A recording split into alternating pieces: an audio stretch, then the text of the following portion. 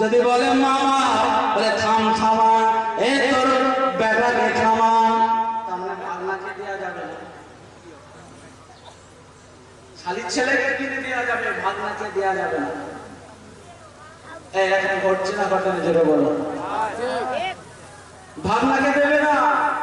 ভাই, আত্মীয়তা বন্ধন রাখা এটা রাসূলের সুন্নাত না সুন্নাত নয়? জোরে বলুন, এই জোরে বলুন। আচ্ছা এবারে বলেন, আত্মীয়তা বন্ধনের দিক দিয়ে নাম্বার 1 কারা, নাম্বার 2 কারা, আর নাম্বার 3 কারা? থার্ড ক্লাস কারা, ফার্স্ট ক্লাস কারা, সেকেন্ড ক্লাস কারা? বলে ভাই, ফালতু গল্প নয়, এখানে যুক্তি আছে, লজিক আছে, সুন্নাতের কথা ইনশাআল্লাহ আলোচনা করব। বলেন আপনারা, নাম্বার 1 এর কুটুম কারা, আত্মীয় কারা? উত্তর দেবেন। যাদের নতুন বিয়ে হয়েছে তারা তো বলবে শ্বশুর আব্বা শাশুড়ি আমরা। হ্যাঁ, শালা শালীরা দেখেছেন? চাচা এখনো বলছে শালা শালীরা, তাহলে চিন্তা করেন।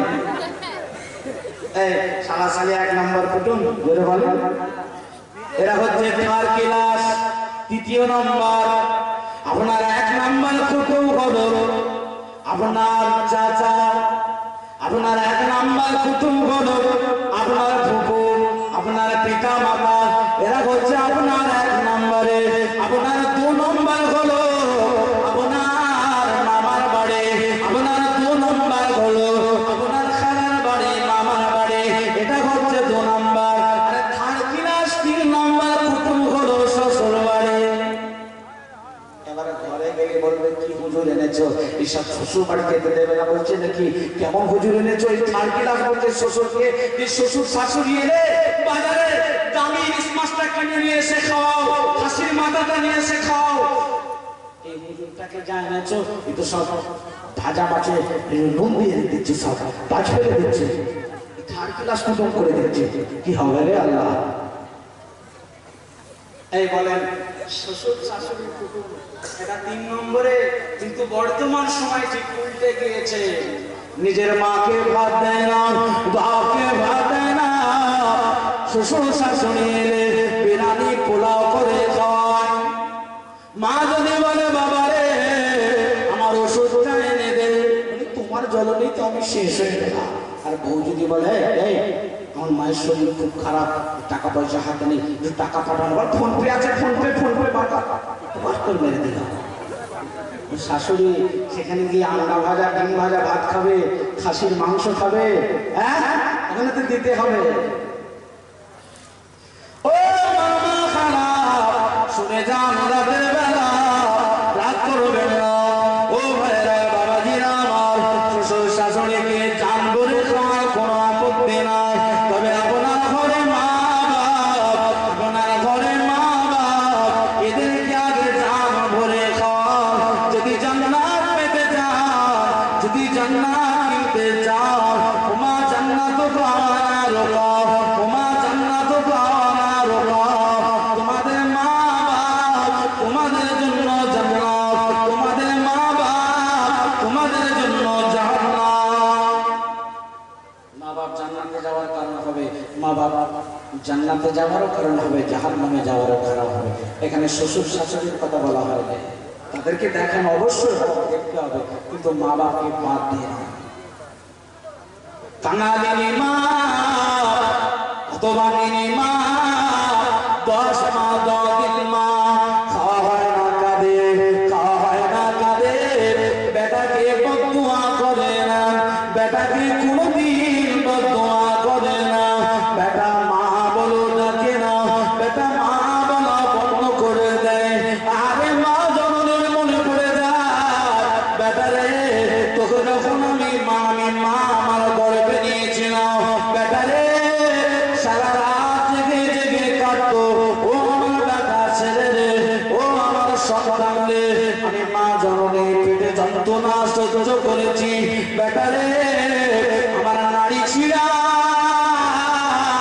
যখন দুনিয়া জমিনে আমার জান যায় যাব অবস্থা, আমি দুনিয়া ছেড়ে চলে যাবো কি বাঁচবো নিজে জানি না। এ সন্তান রে এত কষ্ট করে দুনিয়া জমিনে আমি তোকে কত কষ্ট করে লালন পালন করলাম, বেটা রে তুই কেঁদেছিস, বেটারে আমি পাশে থেকে উঠে চলে এসেছি, তোকে দুটো কোলে নিয়ে চুমা দিয়ে তোকে আমার বুকের দুধ পান করে তোর কান্না আমি শান্ত করেছি। বেটা আজকে ভুলে গেলি রে বেটারে, বেটারে সুন্দর খাবার আমি মা আমি পেটে দিই না, তোর মুখে আহার তুলে দেবো বলে বেটারে আজকে ভুলে গেলি বেটা। ও উম্মতেরা, ও নবী প্রেমিকেরা, পাগলেরা শুনে কে দেন তিন ব্যক্তির দোয়া আল্লাহ দরবারে কবুল হয়ে যায়, আল্লাহ ফেরত দেয় না। তিনটে ব্যক্তির দোয়া আল্লাহ দরবারে কবুল হয়ে যায়, আল্লাহ ফেরত দেয় না। এক নাম্বার হচ্ছে পিতা মাতার দোয়া। কার দোয়া? পিতা মাতার দোয়া। আর মুসলিমের দোয়া, মুসাফিরের দোয়া। বাপের দোয়া আল্লাহ ফেরত দেয় না। কারণ কি জানেন? বাপ যখনই খবর পায় 3 মাস বিয়ে করেছে, খবর হয়ে গিয়েছে, স্ত্রী বলছে আমি মা হতে চলেছি, বাপের বুকটা আনন্দে ভরে গিয়েছে, আমার সন্তান হবে। ঘরে এসে থলপি থলপা ব্যাগটা গুছিয়ে দিয়ে বিবিকে বলছে বিবি আমি চললাম। বিবি বলছে আপনি যাবেন আমাকে এক্ষুনি ফেলে রেখে? বলছে আমার সন্তান হবে, সন্তানের সুব্যবস্থার জন্য আমাকে বেরোতে হচ্ছে। বোম্বাই গিয়ে পড়ে আছে, দিল্লি থেকে গিয়ে পড়ে আছে, গুজরাটে গিয়ে পড়ে আছে, আহমেদাবাদে গিয়ে পড়ে আছে, কলকাতায় গিয়ে পড়ে আছে। বা তাকে বলে বা ইনকাম করছে, রোজগার করছে, হোটেলে খেতে যায়, প্রত্যেকদিন আলু ভর্তা ডাল খায়, পাশে চকচকে ভুনা গোশ, মনটা চাই একটু গোশ খাই, মনে পড়ে যায় আমার বাচ্চা একটু সুখের জন্য, আমার বাচ্চার আরামের জন্য, এটা আমি বাপ, আমাকে খেলে চলবে না। পায়ের জুতো ছিঁড়ে গিয়েছে, বাপ আমাকে বলে শোনে পায়ের জুতো ছিঁড়ে গিয়েছে। সবাই বলছে জুতো ছিঁড়ে গিয়েছে কেনেন? এই ছিঁড়া জুতো নিয়ে 2-4-6 দিন চালাতে চালাতে 2 মাস 4 মাস ছেঁড়া জুতো নিয়ে চলে যাচ্ছে। একেই বলে বাপ। জামা ছিঁড়ে গিয়েছে, স্ত্রীও বলছে আপনার জামাটা চেঞ্জ করে নেন। করব করব হাসি মুখ দিয়ে, হাসি মুখে বিবিকে বলছে হ্যাঁ করতে হবে, কিন্তু বাপের মনে আশা আমার বাচ্চাটা ভবিষ্যৎ আছে, এর জন্য কিছু সঞ্চয় করে রাখতে হবে। বাপ নিজের পেটে খায় না, সন্তানের জন্য রেখে দেয়। বাপ নিজের পেটের মধ্যে দেয় না, সন্তানের জন্য রেখে দেয় বটে। হতভাগা সন্তান বাপকে ভুলে যায়। বাপ যখন বয়স হয়ে যায়, বাপকে দুটো খেতে দেয় না, মা জননীকে দুটো আহার দেয় না। তবে মা জননীর জন্য খরচা একবার করে, বাপের জন্য একবার খরচা করে। যখন মা বাপ চলে যায়, দুনিয়া ছেড়ে বিদায় নিয়ে চলে যায়, তখন আত্মীয় স্বজনদের দাওয়াত করে একবার খাইয়ে দেয়। আমার বাপ আমার মা চলে গেছে, তোমাদের দাওয়াত। জীবিত অবস্থায় দুবেলা দুমুঠো ঠিকভাবে খেতে দেয় না, জীবিত অবস্থায় দেয় না, যখন ইন্তেকাল হয়ে গেছে তখন দেয়। ও ছেলেরা ছেলেরা, ও সোনার মানিকেরা, না না এটা করতে যাও না। কারণ মা বাপকে আল্লাহ এত বড় নিয়ামত করেছে, মা বাপ দোয়া চাইলে সন্তানের জন্য আল্লাহ পাকের দরবারে কবুল হয়ে যায়। সুবহানাল্লাহ। আপনাদের জানা আছে হযরতে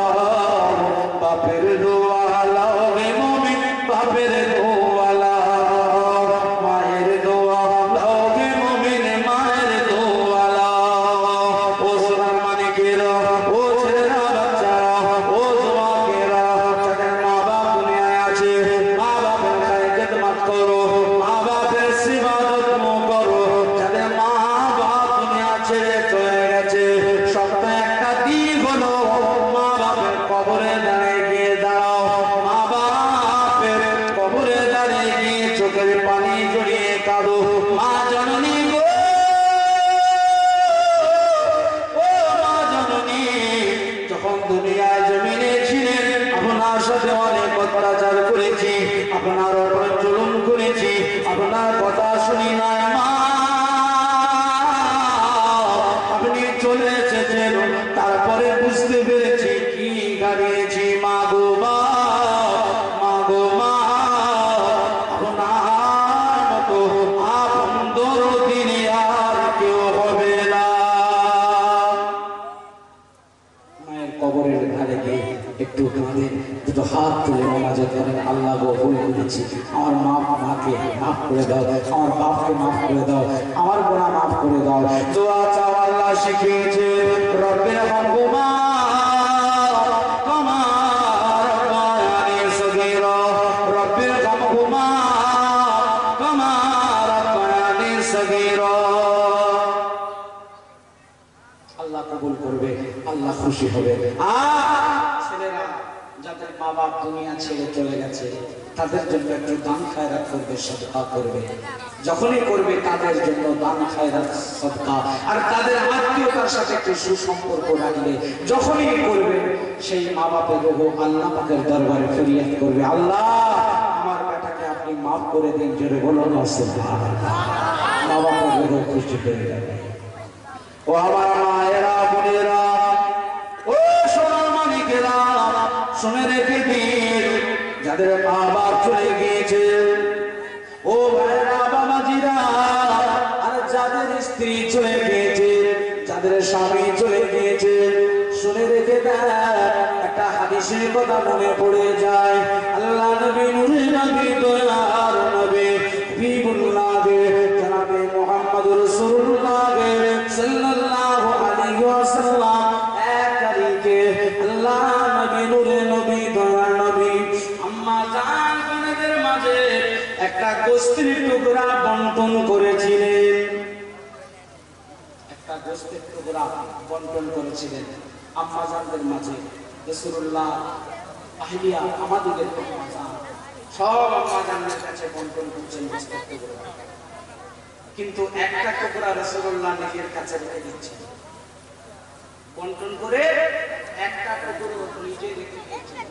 ওই গোশতের টুকরোটা নিয়ে রাসূলুল্লাহ মদিনার বাজারে বেরিয়ে পড়লেন, ঘুরতে লাগলেন। রাসূল ঘুরছেন মদিনার বাজারে।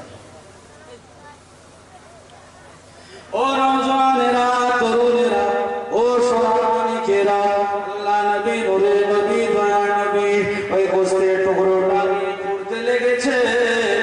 ঘুরে ঘুরে ঘুরে ঘুরে আল্লাহ নবী ঠিকানা মোবারক থেকে দাদা দাদা করে খাম মোবারক, খাম চলছে রাসূলুল্লাহ ঠিকানা মোবারক।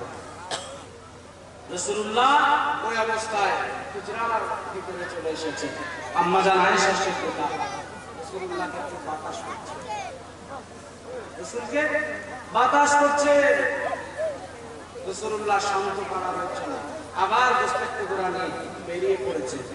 রাসূলুল্লাহ মদিনার দিকে গলিতে ঘুরে ঘুরে ঘুরে ঘুরে হাইরান পরেশান হয়ে আবার ঘরে চলে এসেছে। আম্মা জান আয়েশা সিদ্দিকা আবারও বাতাস করছে, আবারও বাতাস করছে। এমনটা সময় দেখতে পাওয়া যায় আল্লাহ নবীর পাশে বসেছে কে? আম্মা জান আয়েশা সিদ্দিকা রাসূলকে বাতাস করে বলছে, ইয়া রাসূলুল্লাহ, ইয়া হাবিবাল্লাহ, হুজুর আপনাকে একটা কথা বলবো? জি বিআদবি মাফ করুন, একটা কথা বলবো। আয়েশা বলল, ইয়া রাসূলুল্লাহ, হুজুর আমাদের মাঝে আপনি গোশত বন্টন করলেন, একটা গোশতের টুকরো আপনি রেখে দিলেন, কি ব্যাপার? একটা গোশতের টুকরো কেন রেখে দিলেন আপনি? কার জন্য ইয়া রাসূলুল্লাহ? ওই গোশতের টুকরোটা কার? আল্লাহ নবী বলেছেন, আয়েশা, ও আমার আয়েশা, এটা হচ্ছে আমার আদরের বিবি খাদিজা। গোশতের টুকরো খাদিজা গোশতের টুকরো রেখে দিয়েছি। ইয়া রাসূলুল্লাহ, ইয়া হাবিবাল্লাহ, খাদিজা তো অনেক আগেই মারা গেছে, ইন্তেকাল হয়ে গেছে।